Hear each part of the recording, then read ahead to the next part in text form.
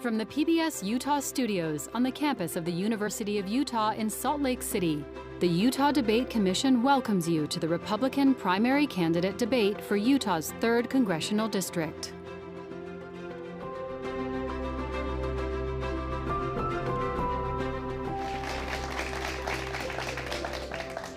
Welcome, I'm Thomas Wright, moderator for this exchange, and on behalf of the Utah Debate Commission, thank you for joining us. Today, we'll hear from the two candidates running for the Utah Republican Party's nomination for Utah's 3rd Congressional District. These candidates both qualified for the primary ballot through the support of delegates at the state nominating convention.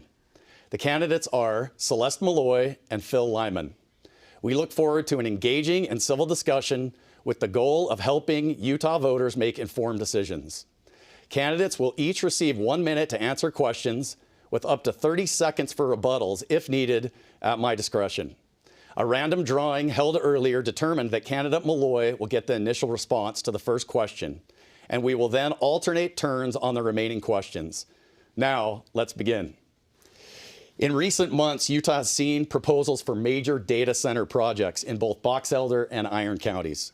Supporters point to jobs, tax revenue, technological leadership, and national security benefits. Opponents raise concerns about water consumption, power demands, and long-term impacts on local communities. Based on what you know today, do you support the proposed Box Elder County project? And what specific criteria should every future data center project in Utah have to meet before receiving support? So on paper, Utah is a perfect place to build data centers. Unfortunately, data centers aren't built on paper, and states are made up of people. And the people in Utah have questions, and they want those questions answered. I think we have a unique opportunity in Utah to lead on AI policy and development that's going to require data centers. But in order to build data centers in Utah, we've got to make sure that we're siting them where people want them, and we're building the type that match our resources. So there are basically two types of data centers. One type is water-cooled, and that takes a lot of water, and Utah's not a great place for that kind of data center. Then there are air-cooled ones, and they take a lot of power. We can produce power in Utah, but we don't have any more water. So we should be making thoughtful decisions about building data centers in Utah that match Utah's needs, Utah's resources, and what the people of Utah are asking for, and we have to make sure we bring the public along and answer their questions along the way. Thank you. Candidate Lyman. Yeah, thank you. You know, I was in a meeting last week in Box Elder County, went up to a protest there, and a lot of people there that have very different political views than I have.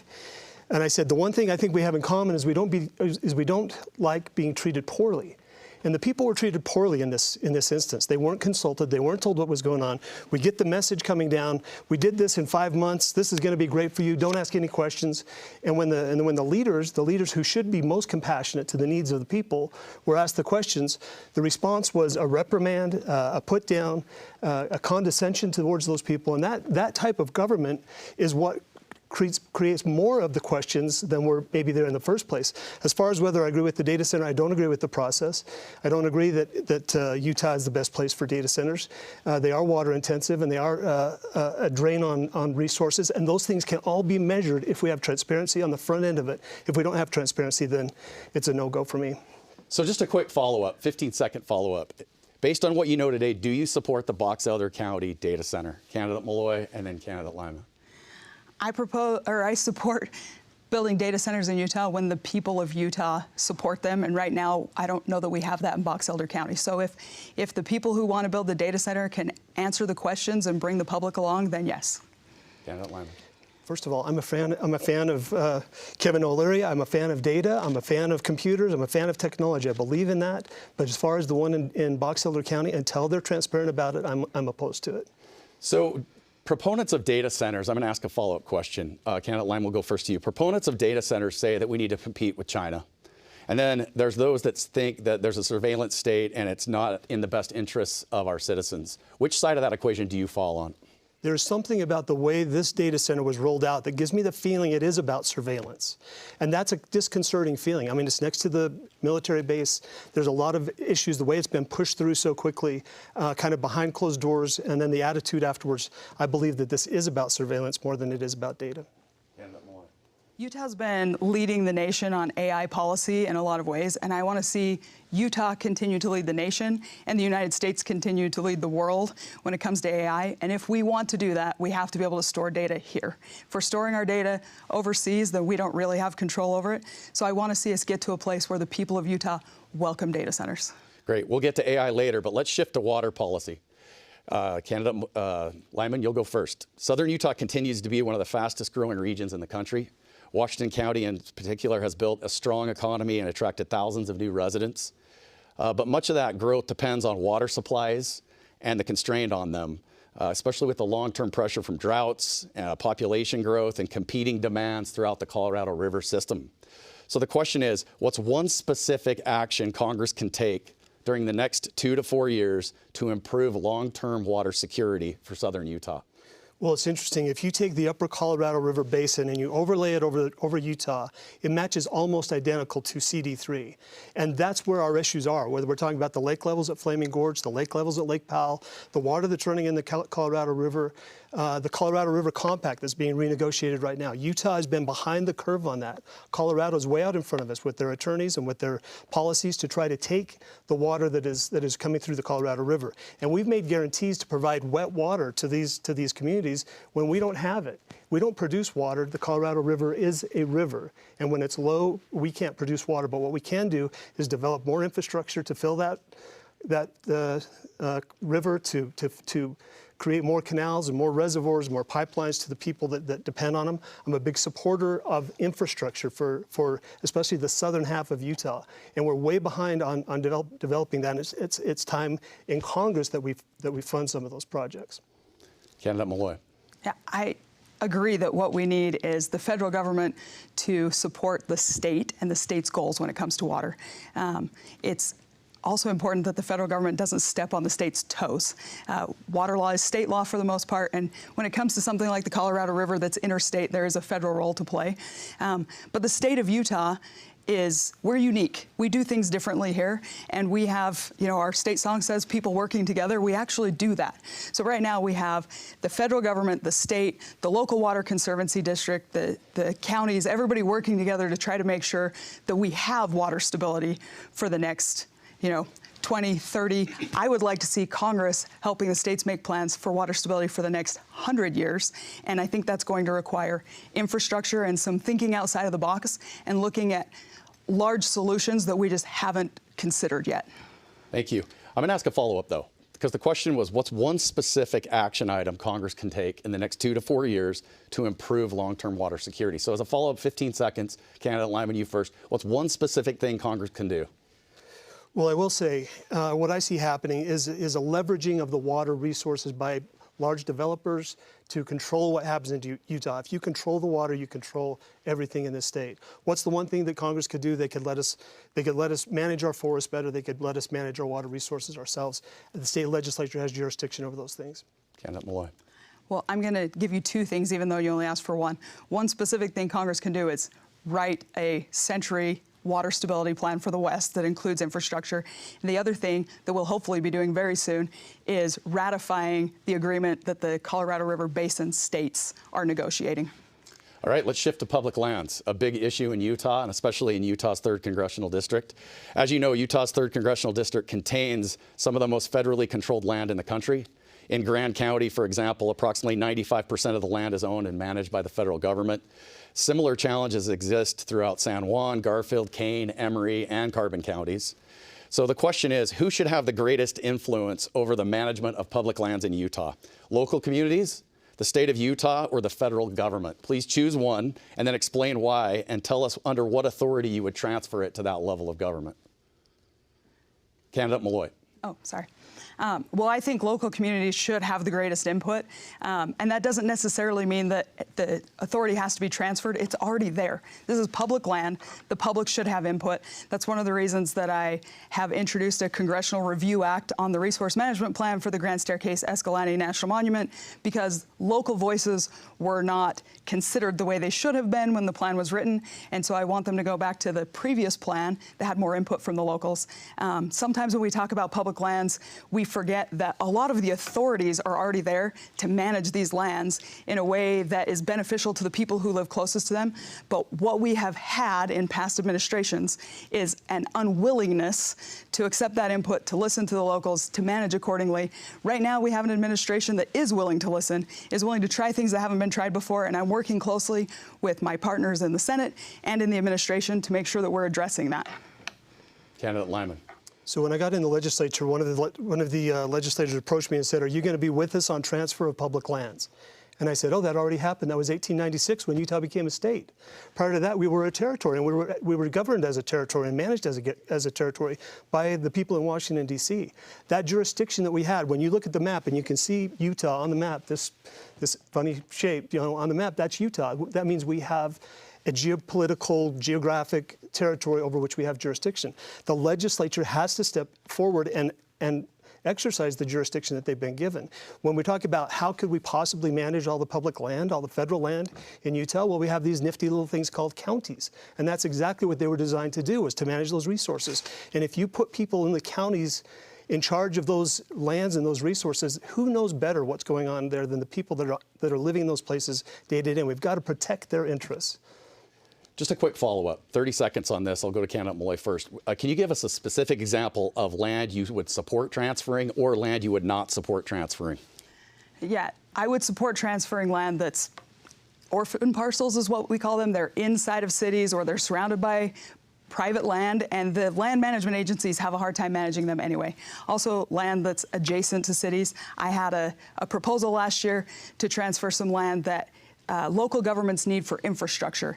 The thing that always comes up if we talk about transfer is the national parks, and I would oppose transferring the national parks. I think everybody opposes that, but we can do a better job of managing them for the locals.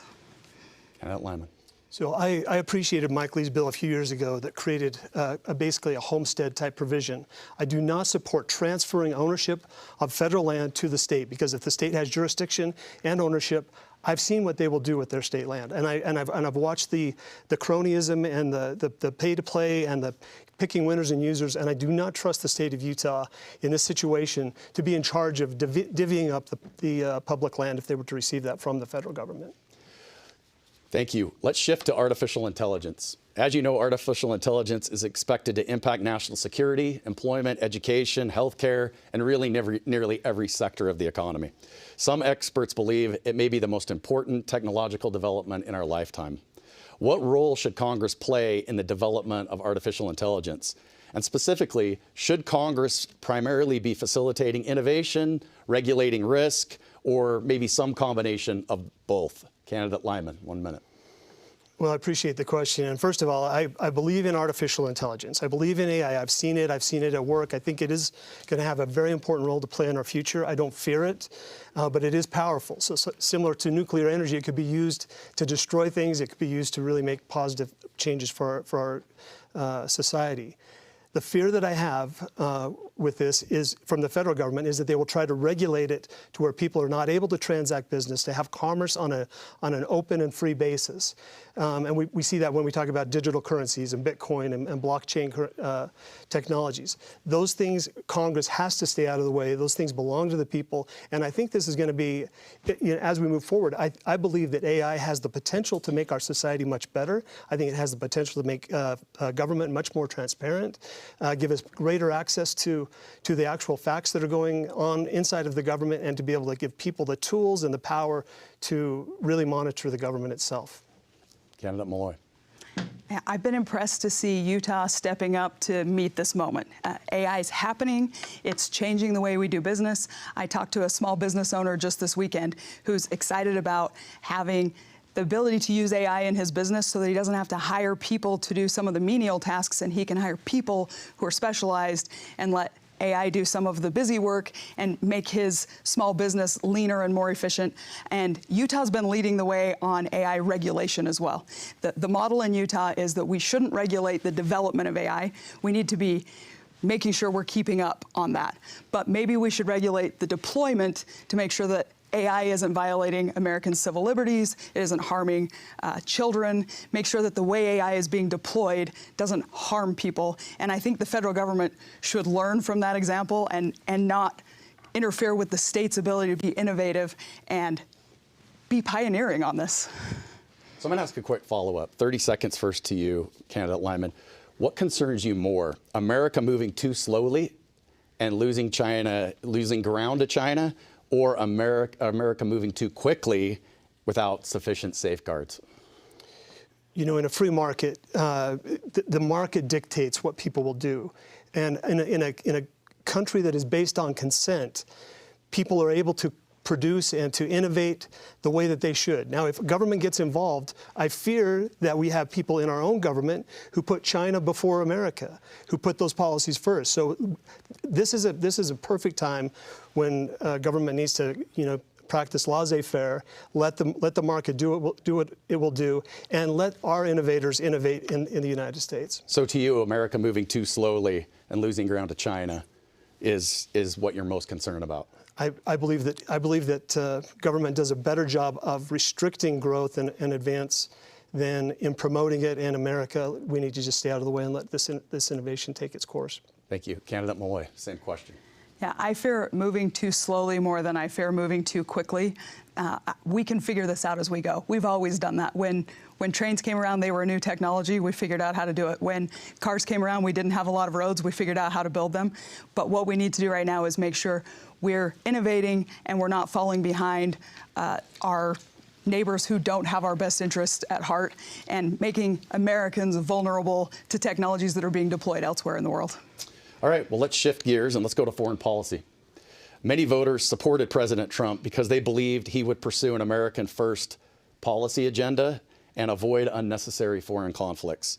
Yet there's events overseas that continue to affect us: energy prices, inflation, and the cost of living for families in Utah's 3rd Congressional District.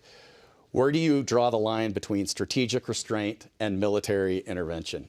Candidate Maloy. So I ascribe to Ronald Reagan's vision of peace through strength, and I support President Trump's opposition to unnecessary intervention around the world. There are some places that it is necessary.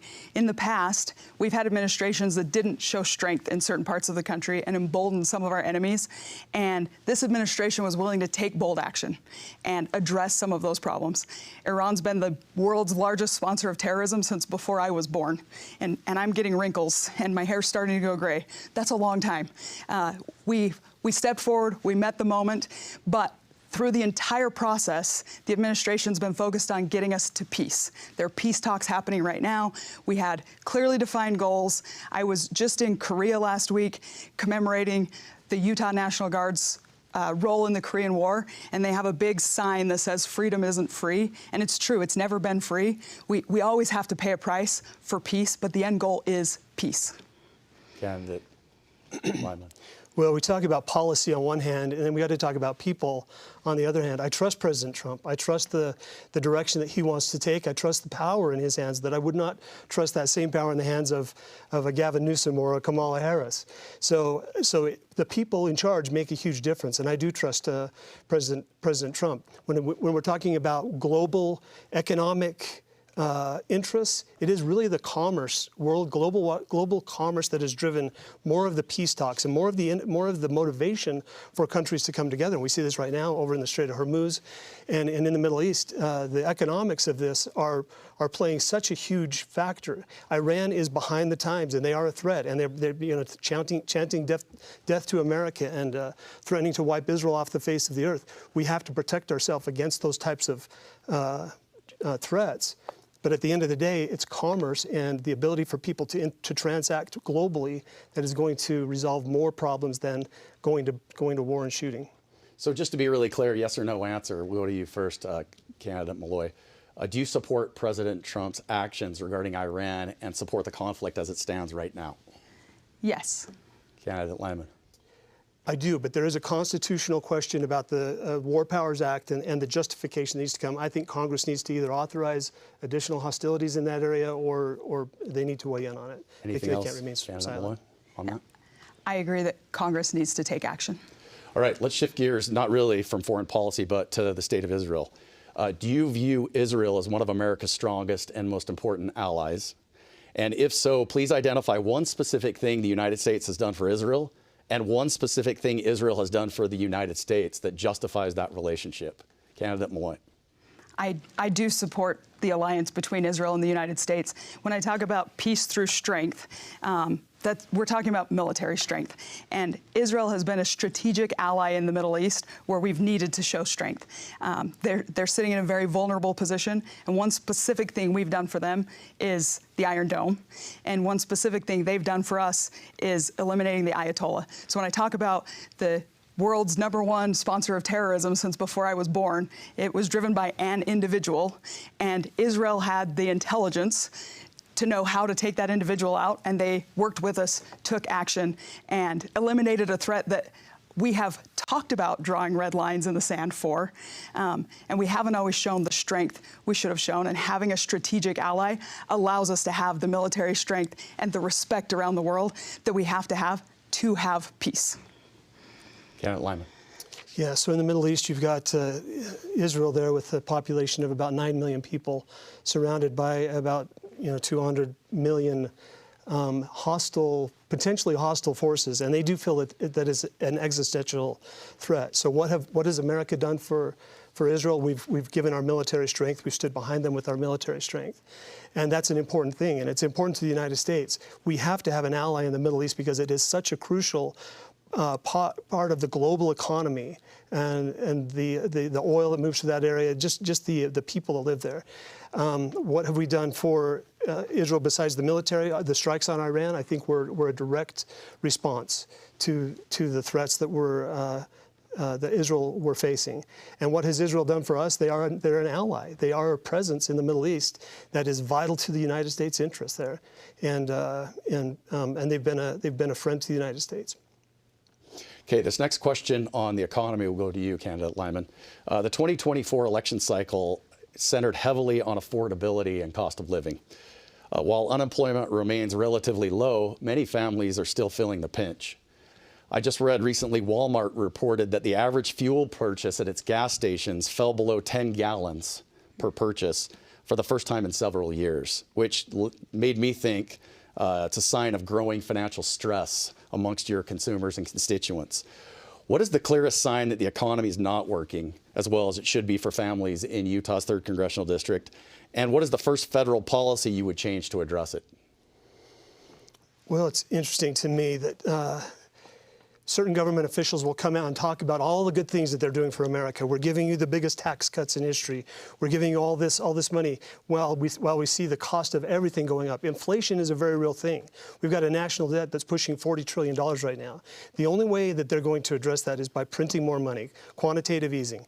That's a huge tax on everybody, and we see that tax in our mortgages. You've got a fixed rate mortgage, but your mortgage payment goes up because your insurance has gone up and your property taxes are going up. People feel it. They feel it in the fees that they pay.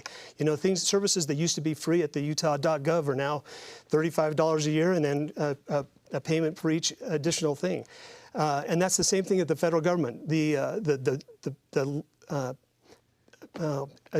attempt to pacify people and to convince them that they're doing better is astonishing to me when families are truly struggling. And I see it in my own CPA firm. I see families who are truly struggling to pay even their basic necessities. Candidate Maloy. We have to make sure that Utah families are keeping more of their dollars in their own pockets, in their family budget.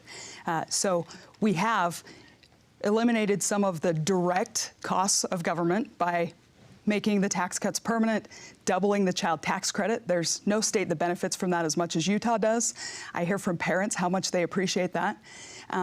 And we have to keep going. We passed 12 individual appropriations bills last year. That's where we cut the discretionary spending. We also cut mandatory spending last year through the reconciliation package.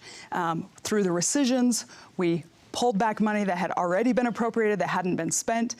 And at the same time, we're working on eliminating some of these hidden costs to families where government regulation makes things cost more, and that makes your dollars not go as far. We're working on both at the same time, and we have to keep going. We didn't get here overnight.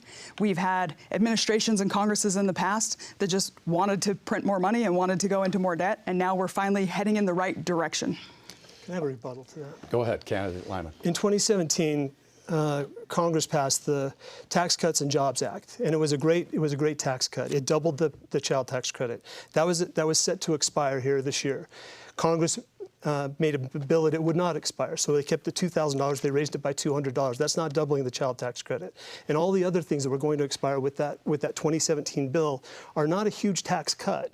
In fact, at the same time that the child tax credit was doubled, they took away the dependency exemption, which was a huge cut to people who live in Utah, especially if they're above the 25% tax bracket, because they get a $4,150 tax deduction per child, and now they get a $1,000 tax credit.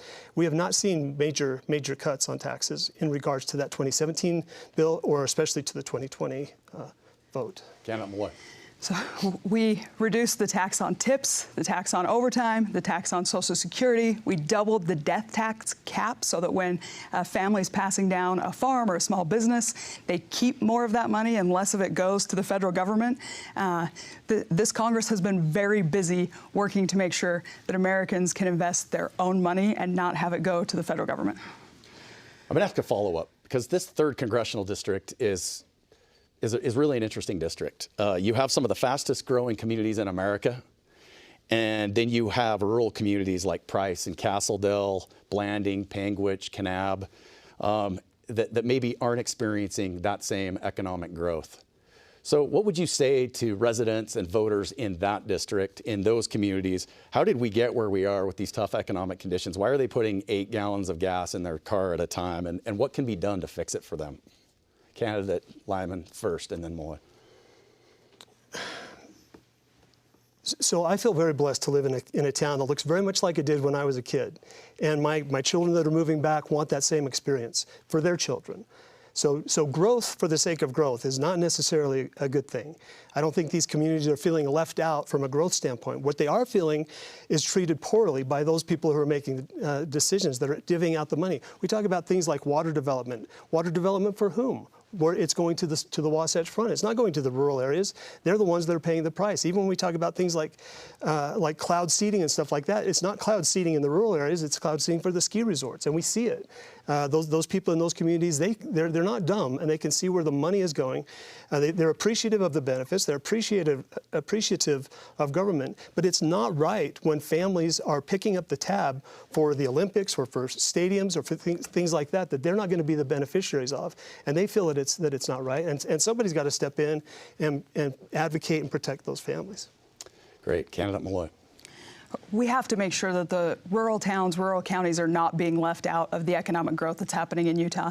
And to that end, I have worked with the elected officials in those areas to make sure that we are investing in water infrastructure, in road infrastructure, making sure that these rural communities that don't have the tax base, largely because they're surrounded by federal land, have the ability to keep up with the infrastructure needs that make it so that people can live there, that make it so people can move there, can invest there, start their small business there, so the rural counties aren't being left out of the economic boom.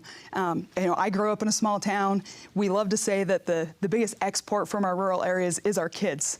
And I want to make sure that the kids who want to stay in rural areas can stay, that they have the ability to build a house, start a business, start a family, and make sure that those rural communities keep thriving and that they keep being the charming places that we love, where people want to settle down, where they want to raise their kids. Thank you for those answers. Let's shift gears and go to housing. We have some students here from Utah Valley University, 2 bright Utah students, one of which has a question related to housing. It's better than my question, so I'll save mine for the follow-up. But student question comes from Alexa Herrera. Alexa. Thank you, Tom. Candidates, my question to you is obviously this topic of housing. I want to hone in on students in your district who are being priced out of their housing near their schools. What specific federal regulations or policies are making that worse? And if elected, what would you do to lower the cost of living for college students specifically? Candidate Maloy. Well, I'll tell you one thing that I've done just recently. We just passed out of the House the 21st Century Road to Housing Act, and it's designed to address some of the inputs to housing that make them more expensive on the back end. And in a well-intentioned move, it originally had a clause in there that didn't allow corporations to invest in housing and own it. And then somebody realized that that would harm renters. There are a lot of corporations that build housing specifically for renters, and if they had to divest that housing, it would harm college students and people who are just starting out in their professional careers. So we adjusted it and passed it again to make sure that people who want to invest in temporary housing for college students or for young couples who are starting out or for small families are not knocked out of the market, that they can help supply that need, and that we didn't have an unintended consequence while we're addressing the real issues that prevent people from being able to build housing. Candidate Lyman. Yeah, well, thank you, Alexa, for the question. And what I see happening is huge incentives for high-density housing, government subsidies for low-income housing. And who gets left out of that? It's the single families, it's the students, it's those people that are just trying to pay rent. At the same time, you've got a massive push by business people to buy up all the houses and turn them into vacation rentals. I see that in these small communities, and the college students are suffering from that. I've said before many times, bad policy hurts people, and you can trace most of the housing crisis, you can trace back to bad policy, whether it's immigration and having an overabundance of illegal immigrants who are buying up the houses, or corporations who have incentives to build only high-density homes, or if you've got corporations that are coming in and buying up the houses with the blessing and the lifting of the regulations by the state themselves, because they're spending so much money. So we're picking winners and losers in the housing market, and unfortunately the students tend to be at the bottom of that scale. One quick follow-up, 30 seconds on this. Washington County communities like St. George, Washington, Hurricane are struggling with affordability as the growth continues at a rapid pace. Meanwhile, communities like Monticello, Escalante, Beaver, Hanksville, they face a different challenge, right? There's not enough investment, there's not enough economic activity to make new housing projects financially viable. How, as a member of Congress, will you balance those two interests? Congressman Maloy. So I'm going to refer to my earlier answer. We have to make sure that the rural counties don't miss out on the economic benefits.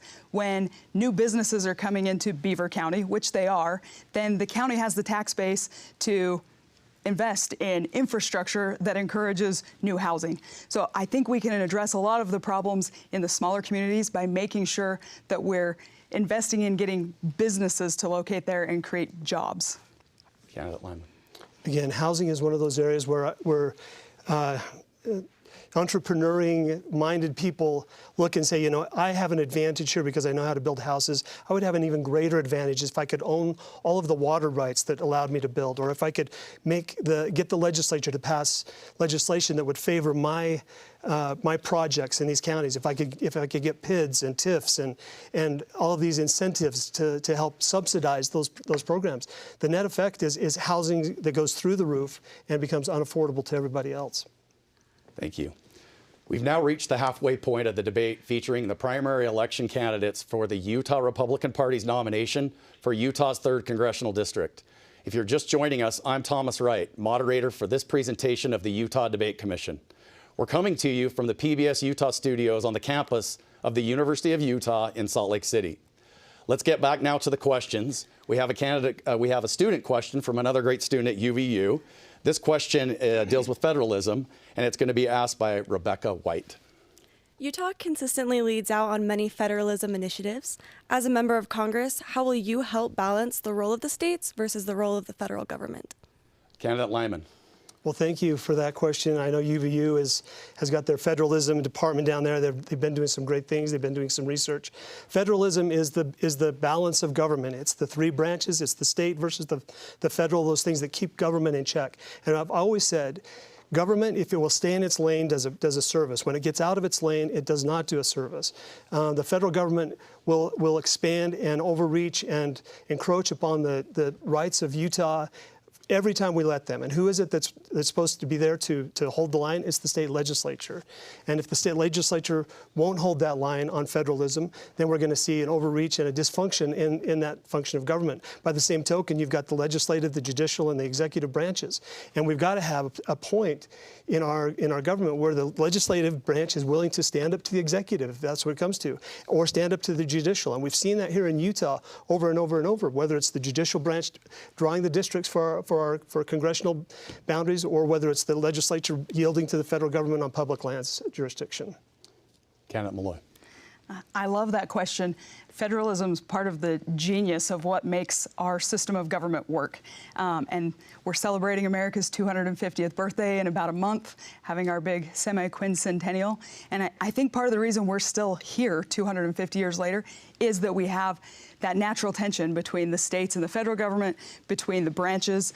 And so one of the things I do personally as a member of Congress is I decline to support a lot of bills that sound like a good idea, except that they should be handled by the states.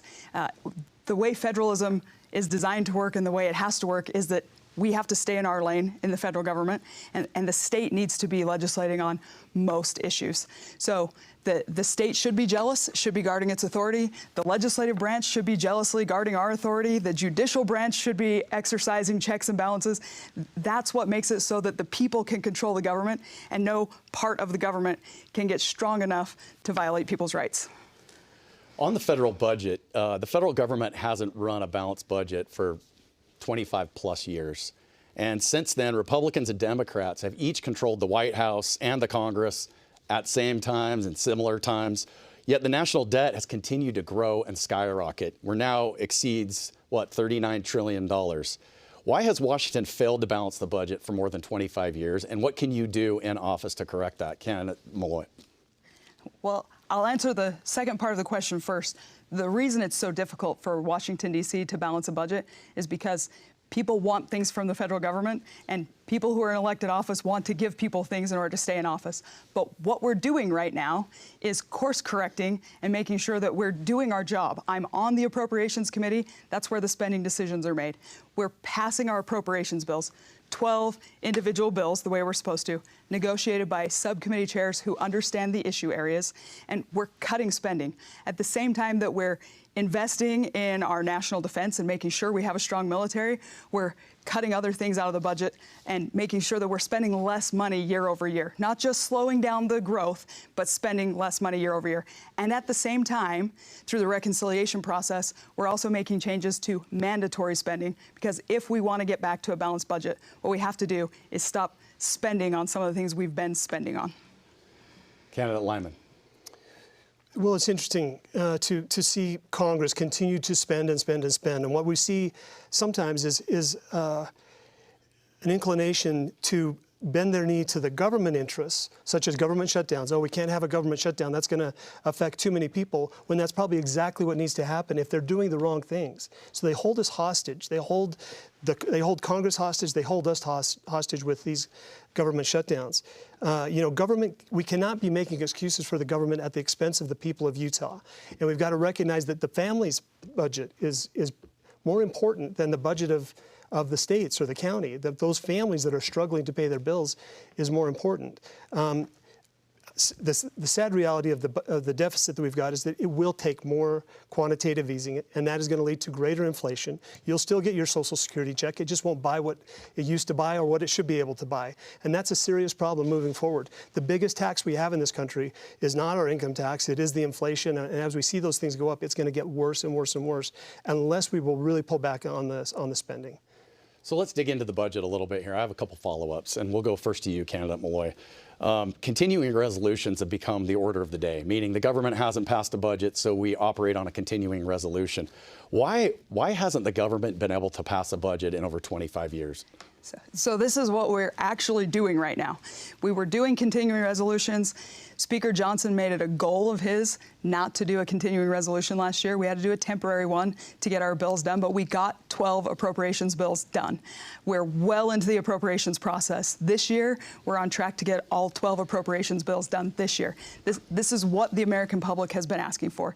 People talk a lot about regular order. We have to get back to regular order. That's what it means. It means the committees are doing their jobs. We're going through the appropriations bills line by line and deciding what should be in, what should be out.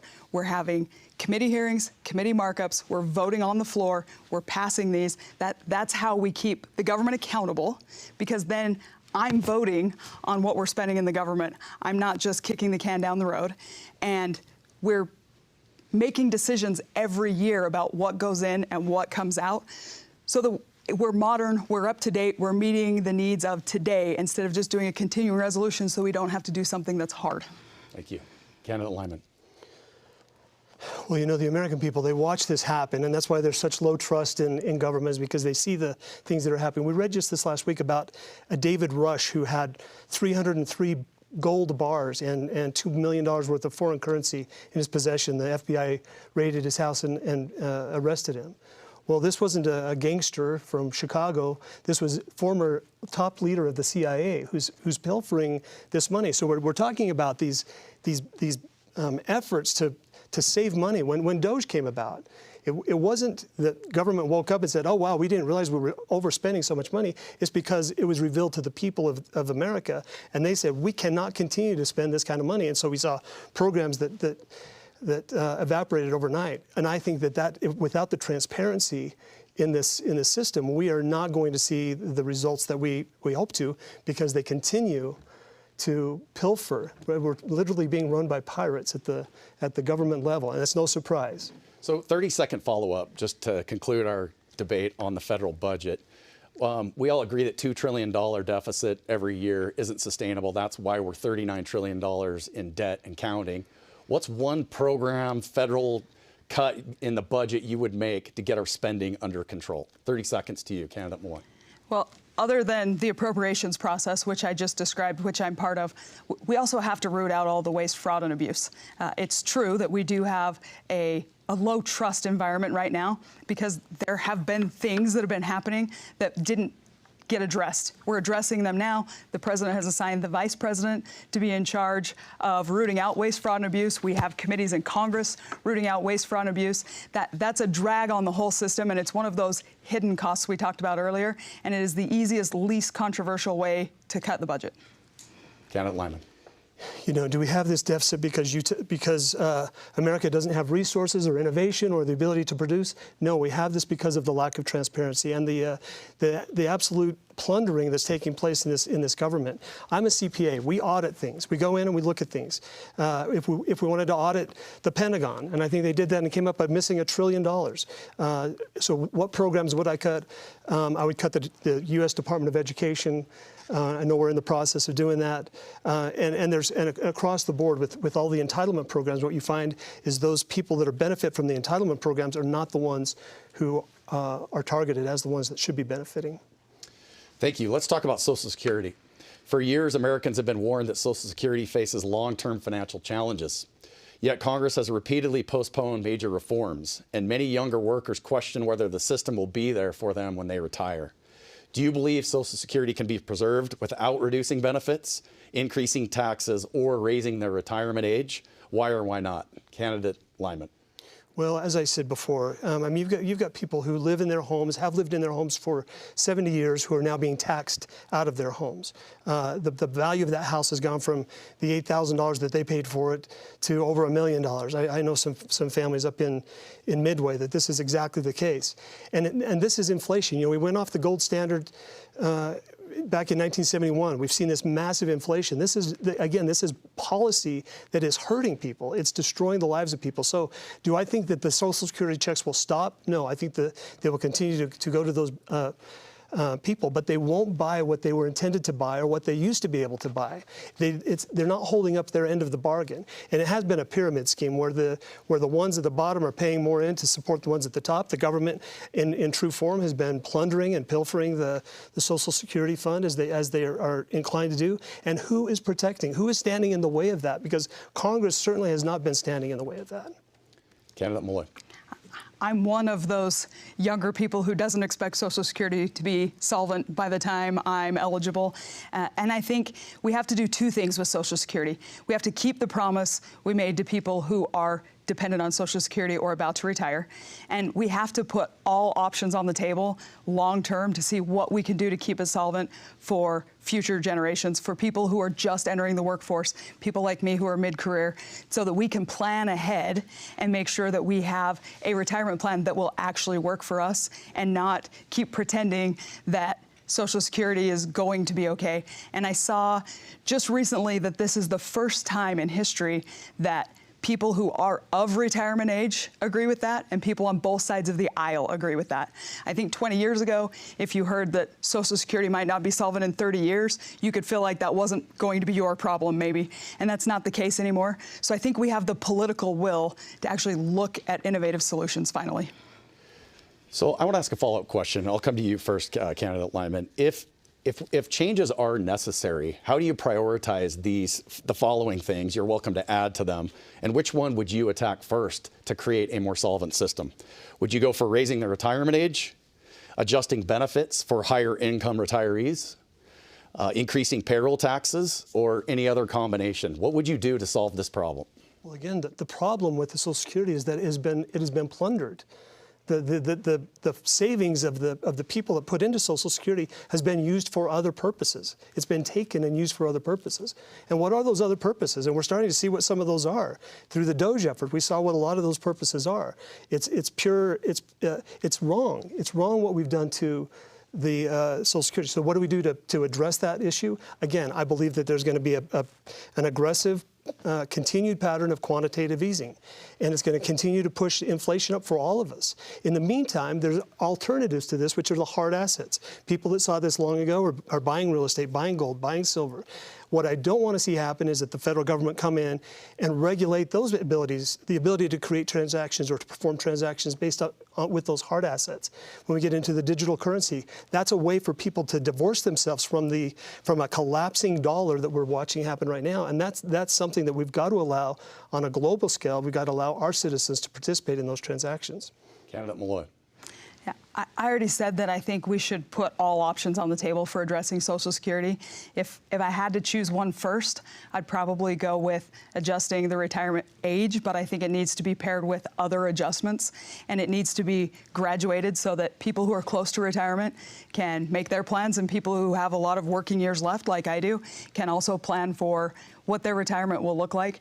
But the one thing I'm sure of is we have to make sure that Americans have a system we can count on. What we can't do is continue to go down this road where people are paying into a system that we know won't remain solvent and they won't be able to draw out of it. So all options are on the table. It's time to get creative. It's time to think big. And it's time to make sure that we keep the promise to people who are retired or eligible for retirement, but we extend that promise to people who are younger than that. Thank you. Let's shift gears, go to immigration. Immigration remains one of the most debated issues in our country. Most Americans agree that the border should be secure, but there is far less agreement on what should happen after that. What should be the top immigration priority for Congress over the next 4 years? Securing the border, increasing deportations, reforming legal immigration processes, addressing workforce shortages, or something else? Please tell us about your immigration stance and why. Candidate Maloy. Well, luckily, the #1 issue a year ago was border security, and we've done a great job of that. The Trump administration was willing to go enforce the laws that were already on the books, and we're doing much better at the border. And now we have to decide what to do with our immigration system. We've always been a country that welcomes people who want to come here, be Americans, contribute. But what we've had for the last 5 years, for the 4 years before this administration came back, were people crossing the border illegally and not becoming part of our culture, not contributing to our tax rolls. And the quickest way to go bankrupt is to have a welfare state and have people coming in who are not part of contributing. So we've got the border under control. Now we need to do two things at the same time, and we can do two things at the same time. We have to make sure we're deporting the people who need to be deported and fixing the legal immigration system so that people who want to come here, live the American dream, and become Americans have a way to do that that makes sense. Candidate Lyman. Well, I think what you find in Congress are certain members of Congress who hate America.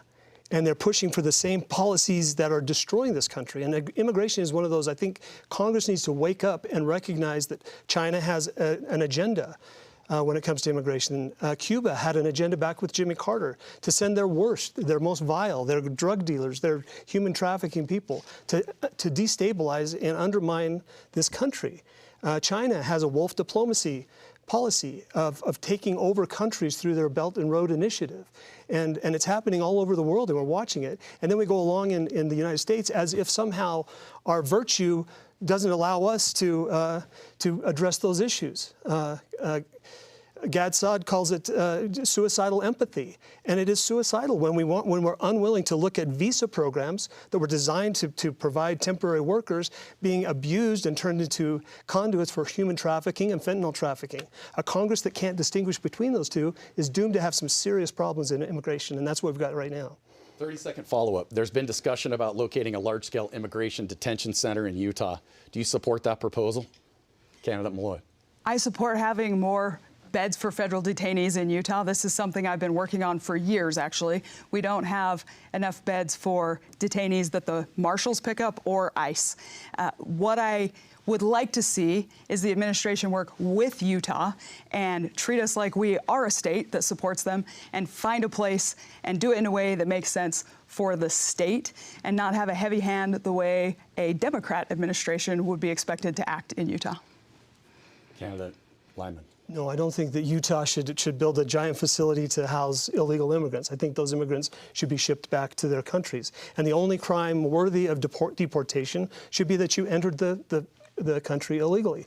Now, when we want to implement that, it might be that we go after criminals, that are known first, but anybody that's in this country illegally should be deported. And no, I do not support building a facility out there. Utah has kind of a prison mentality already, and I'm afraid that if we build a big facility like that, the emphasis would be more to keep it full than to get it emptied. Let's go rapid fire. You guys want to do some rapid fire questions? Sure. We'll start with you, Candidate Lyman. We'll go 15 seconds each. Okay. I got some good rapid fire for you. Before the broadcast, I asked you what your favorite Tom Petty song was, so I already know that about you guys. But let's start with this one. Do you support term limits for members of Congress? Yes, I do. Candidate Maloy. I'm kind of indifferent on term limits. If I have to vote on it, I'll probably vote in favor. Thank you. Candidate Maloy, this comes to you. Tell us about a time you changed your mind on a significant issue. Oh, that is a good question. I probably have changed my mind on how much I think the federal government should be involved in water infrastructure. I want the federal government to spend less, but I think water infrastructure is an investment, not a cost. Great. Candidate Lyman. When I was a county commissioner and they brought up the proposition of mail-in ballots, I looked at the benefit that would be to San Juan County, thinking, this could work, and I had an idea from a CPA standpoint how that might work. In retrospect, we should never have implemented mail-in ballots in the first place. Okay, Candidate Lyman, this one to you. Should members of Congress be required to publicly disclose every stock and company investment they own? Yes, I think they are required to do that, but yes, they should be. And go ahead. I was going to say, and not only that, it's interesting that they are the only group of people, the only senators and congressmen are the only people who are exempt from insider trading. And I don't know why that's the case, but yes, they should at least have to disclose. I think that was the nature of the question, the insider trading. But thank you. Candidate Maloy. So yes, I think we should be required. We are required, and we're not actually exempt from insider trading, but we need to make sure that it's being enforced, and I've supported bills that ban stock trading by members of Congress. Great. Thank you both. We've reached the end of our debate. Each candidate will now receive 1 minute to share a closing statement. A random drawing held earlier determined that candidate Maloy will go first. Thank you. I'm here running for re-election, and I already talked about America's 250th birthday. I want to close on a similar and hopeful note. 250 years ago, our founding fathers had this idea that ordinary people could govern themselves, that you didn't have to have a certain bloodline or a calling from God. And I'm standing here, an ordinary person. I'm a middle child from a middle-class family who grew up in the middle of nowhere, and I've managed to get involved in policy and then politics, and now I have the profound honor of representing my fellow Utahns on the national stage. I get to go vote on behalf of the people in the current 2nd District. I'm running to represent the people in the new 3rd District because representation matters, and I want to make sure that everybody in this state has a voice on the federal stage that reflects who they are, and I'm so grateful to be here, and I would love to have your vote and represent you again. Candidate Lyman. So about 20 years ago, my wife and I moved into a house that we built. And we built the house not so we'd have a place to live, but so that we could teach our boys responsibility, how to be providers, how to stand up and provide for a family. We just graduated our 3rd one from medical school, our 3rd son from medical school a couple of weeks ago.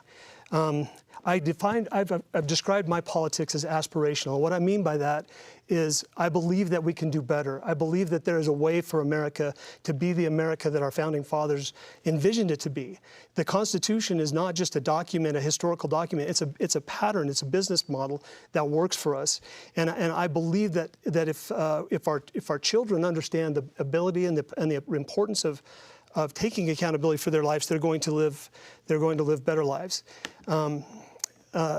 For me, getting involved in politics has never been in the abstract. Everything that I do is dealing directly with issues that I've faced, whether it's the public lands issues, the weaponization of the IRS or the Bureau of Land Management. All of those things have been firsthand experiences for me.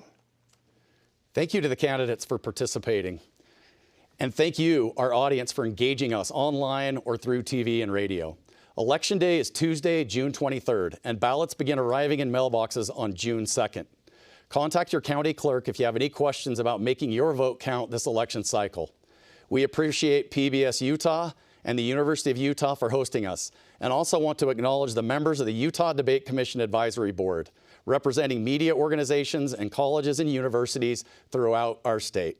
My name is Thomas Wright. Thank you again for joining us.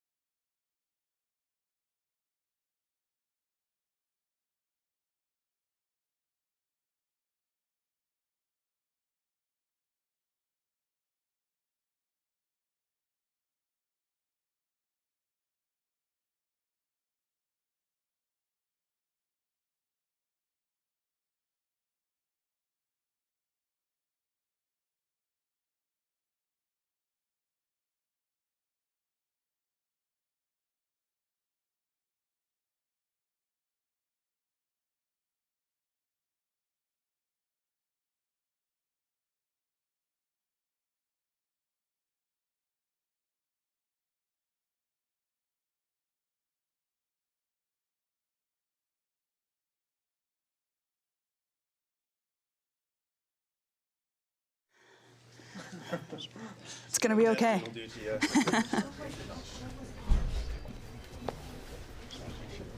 Thanks.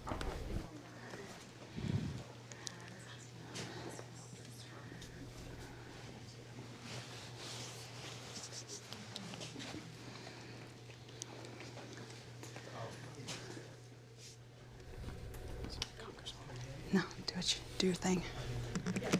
Gotta give my face time to stop glowing. All right, we are ready when the media pool is ready. We've got 10 minutes on the clock.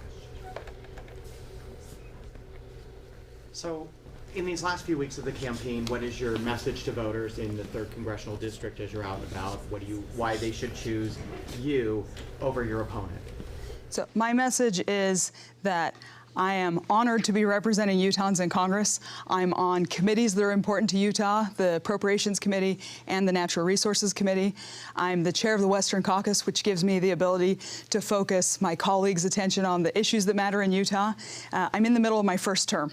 I'm just getting started on addressing the issues that I ran to address, and I want to keep fixing problems for Utahns. I want to keep representing Utahns, and I'm excited about the 3rd District. I like all of the resources issues that are in it, the counties. It's got 2 of the fastest growing areas in the state and most of the really rural, remote areas of the state, and that creates a lot of opportunity.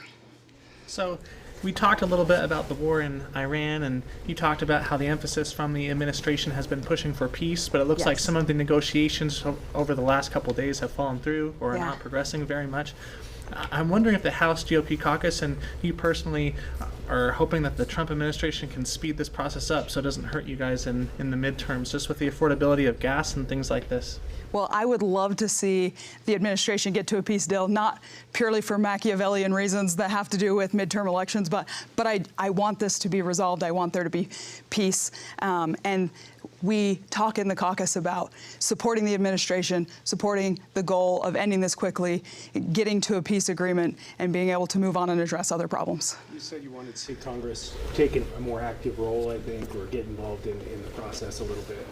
How do you envision that? Would you like to see Congress just give the president the authority to continue as it's going, or would you like to see some presidents? So I've been meeting with some of my Republican colleagues in the House to talk about what that authority should look like. Things like, if we're going to authorize action, what should the guardrails on that be? What should the timeline be?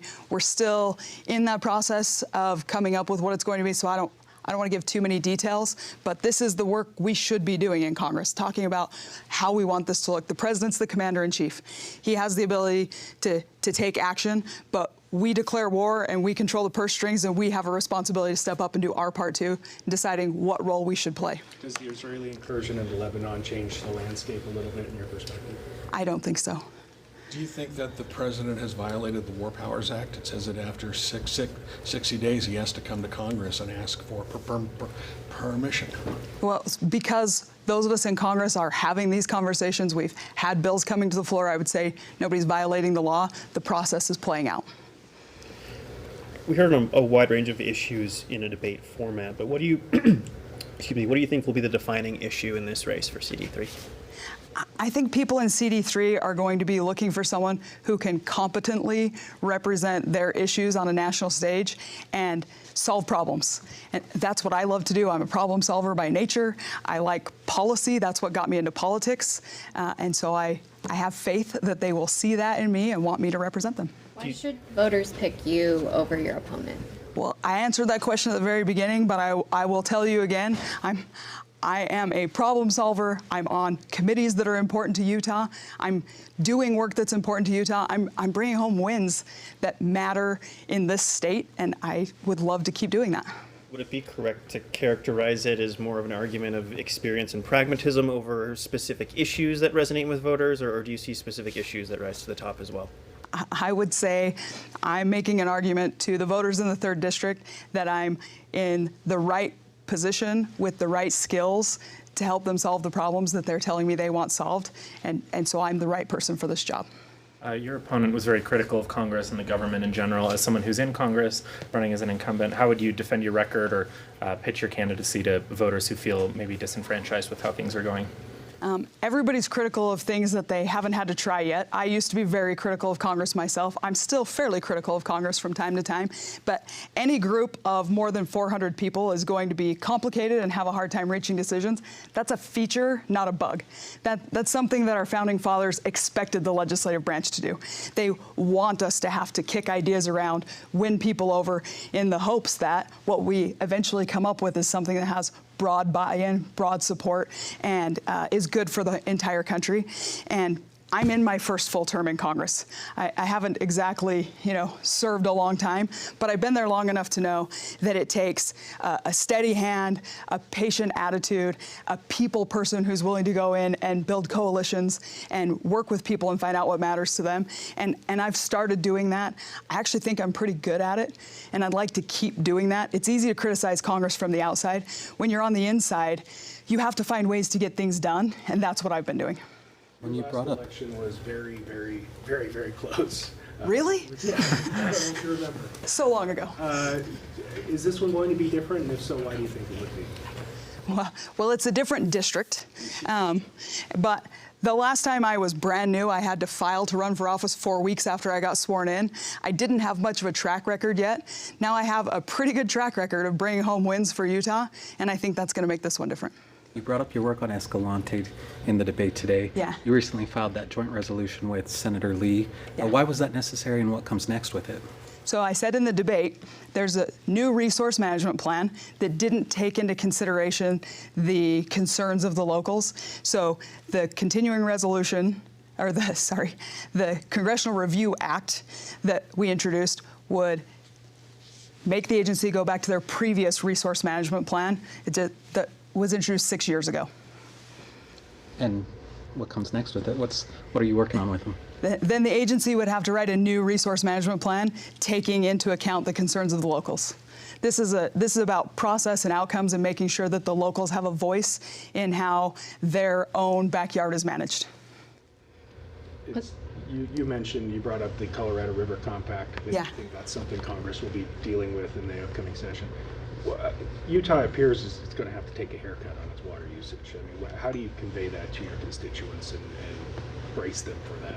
I'm not getting ahead of the state and their negotiations. My job in Congress is to ratify the agreement the states reach, not to tell the states what their agreement's going to be, so I wouldn't. But do you see a point where Congress has to step in, either through making decisions or even infrastructure? Maybe. I mean, I'm advocating right now for Congress to start making some infrastructure decisions regardless of what happens with the state's negotiations. 100 years ago, we had people in this country who are willing to dream big, audacious dreams. We started building dams and rivers, the likes of which the world had never seen, and we've benefited from that for 100 years now. I think it's time for the next century's plan. What infrastructure do we need to make sure Americans living in the West 20 years, 30 years, 50 years, 100 years from now have water stability? And I'm already working with my colleagues on starting that plan. I'm talking to the administration about it. We have a lot of buy-in. It's going to take a lot of work. It's a really ambitious thing to start talking to the press about before it's done. But I believe it's so important that I'm willing to tell people that we're doing it. Could you give us any idea of what some of that ambitious plan would look like? What are some of your ideas you're presenting forward? Yeah, so some of the things we're talking about are some of the obvious things. Desalination, probably not something we're going to do in Utah, obviously. That'd be more for the coastal states, building more storage. If we're going to be facing wetter wet periods and drier dry periods in the future, we're going to need more infrastructure to make sure we're capturing the water that comes during the wet periods. And who knows what else we need to be doing that we haven't thought of yet. When you get people in the room and you start kicking around ideas, sometimes, the sum is greater than the whole of the parts, and you come up with ideas that no individual would have come up with alone. California's needs are different than Utah's. Utah's are different than New Mexico's, but we all have water needs, and if we're going to be investing federal dollars in water infrastructure, we need everyone in the room and agreeing. A few weeks ago, you told the Desert News that with your position on the Appropriations Committee, you were advocating for that $1 billion that President Trump had bookmarked for the Great Salt Lake. Yeah. How is that process going? How are those conversations going? And how much money do you think could end up in that budget proposal from the appropriations committees? It's going really well. I don't think we're going to get $1 billion in 1 year. We're going to get $1 billion over a series of years. But what we're doing right now is outlining what that plan needs to look like. And again, we're working with the state, the feds, the locals to make sure that whatever we're investing in are things that make sense for federal dollars to be invested in, that there's a benefit to the people of the United States. Obviously, there are benefits from not having dust blowing off the Great Salt Lake. There are benefits to doing invasive species removal. There are benefits to doing upstream forest management that makes it so that more water gets into the system and gets to the lake. So we're having collaboration, the likes of which I have not seen before on water issues in the West, and that gives me hope. We've never had a president of the United States, to my knowledge, say, we want to make sure that we're taking care of the Great Salt Lake, and we have that right now. That's all the time we have. As an appropriator, can I get one more question? Sorry. As an appropriator, what's your position on the president's $1.8 billion settlement fund? Oh, would you look at that? We ran out of time before you asked the question. I'm going to yield the podium to my opponent so that I don't cut into his time.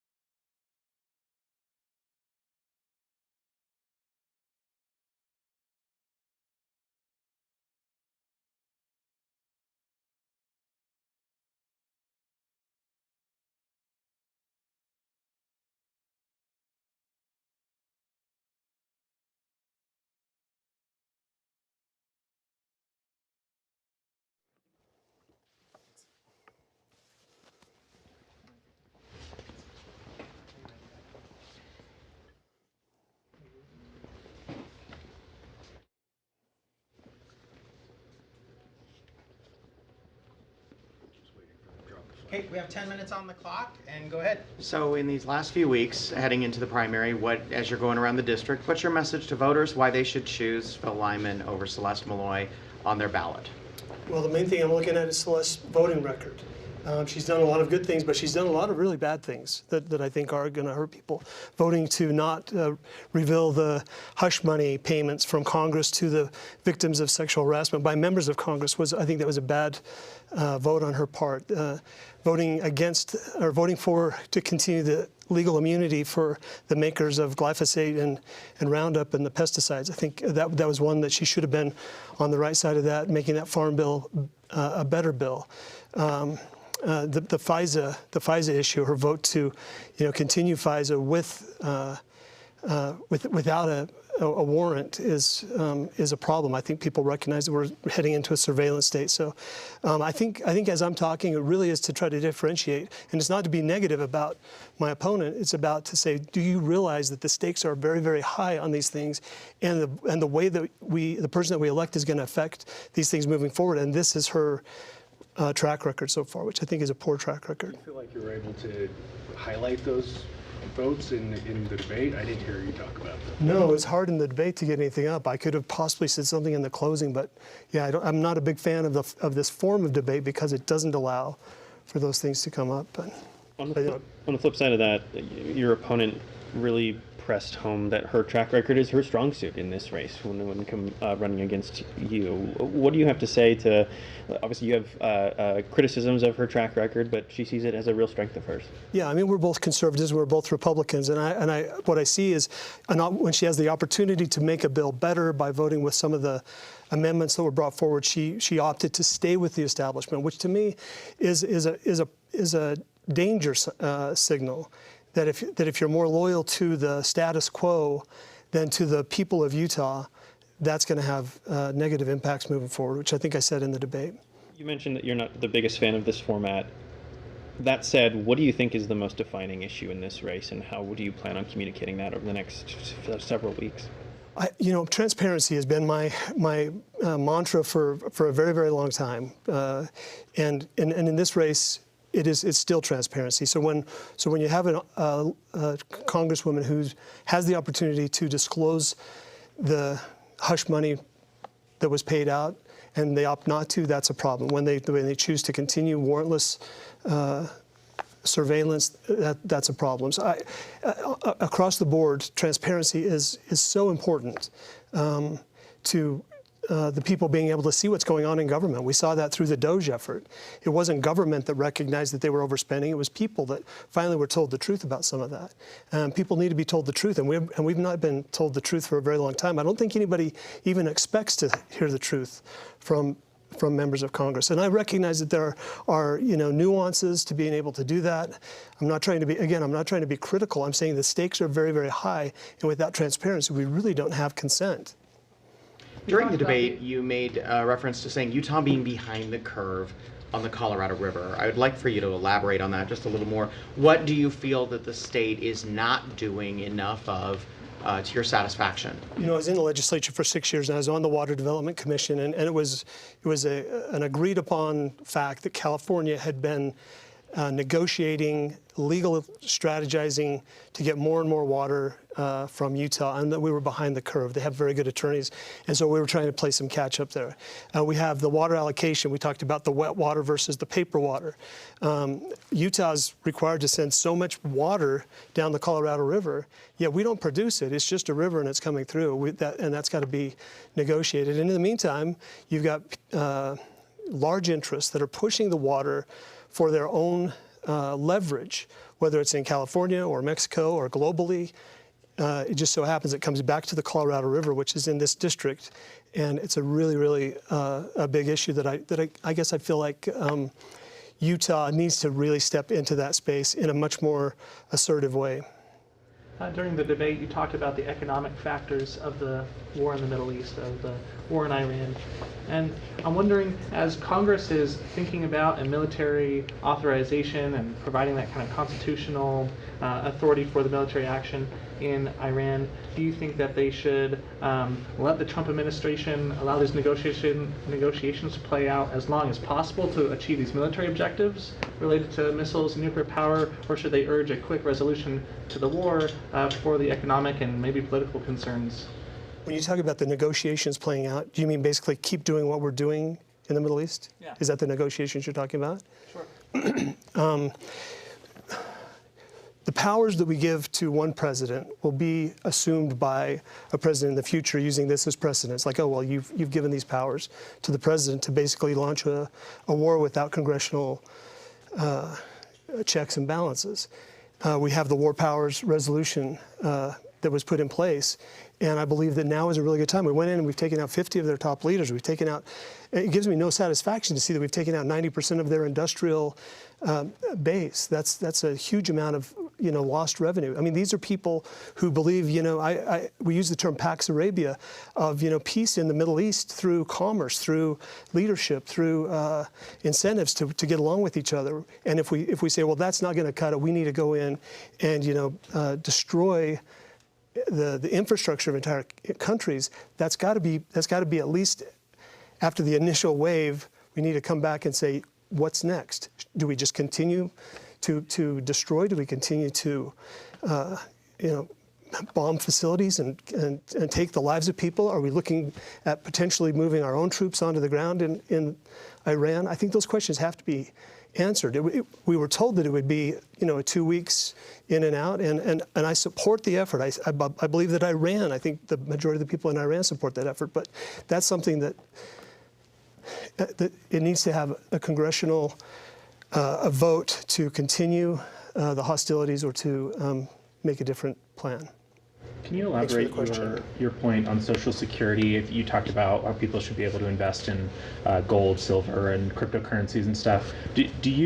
Is there congressional, I don't know, it sounds like maybe you're thinking that Social Security is maybe not fixable at this point. Do you think Congress should do something to fix it? Or are you just saying people should plan for their retirements in other ways? We're talking two different things there. I'm saying that people should be able to transact business, whether it's with hard assets or however they want to transact business, separate from the Social Security discussion, which is that the Social Security trust fund has been pilfered and is running out. It's not viable.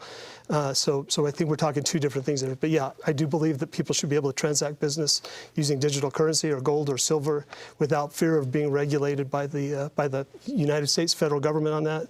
And I also believe that on the Social Security side that we're going to see, increased inflation being the biggest threat to people's Social Security checks moving forward. So what do you think Congress should do if you're elected to fix that problem with Social Security? I think what they will do is to continue the pattern of quantitative easing.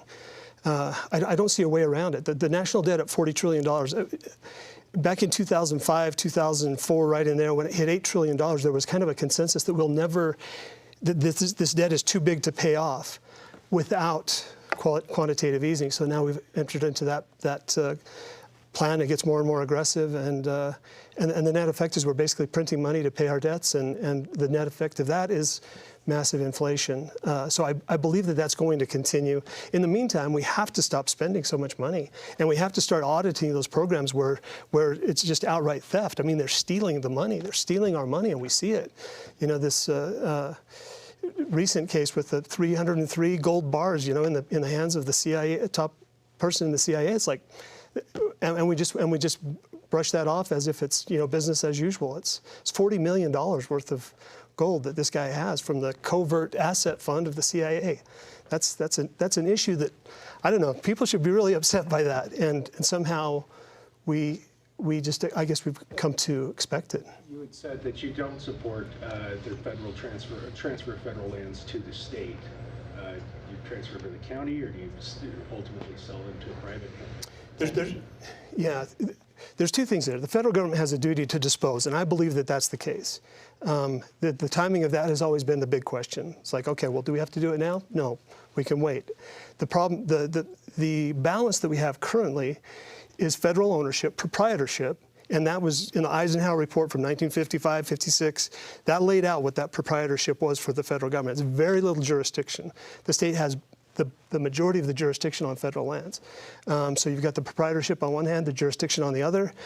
Who's the beneficiary of that? It's the people of Utah who don't want to lose those federal lands. They want to be able to access them. My fear of transferring those to the state into state hands is you're transferring into people who have shown a proclivity to reward people that support them politically and punish those who do not support them.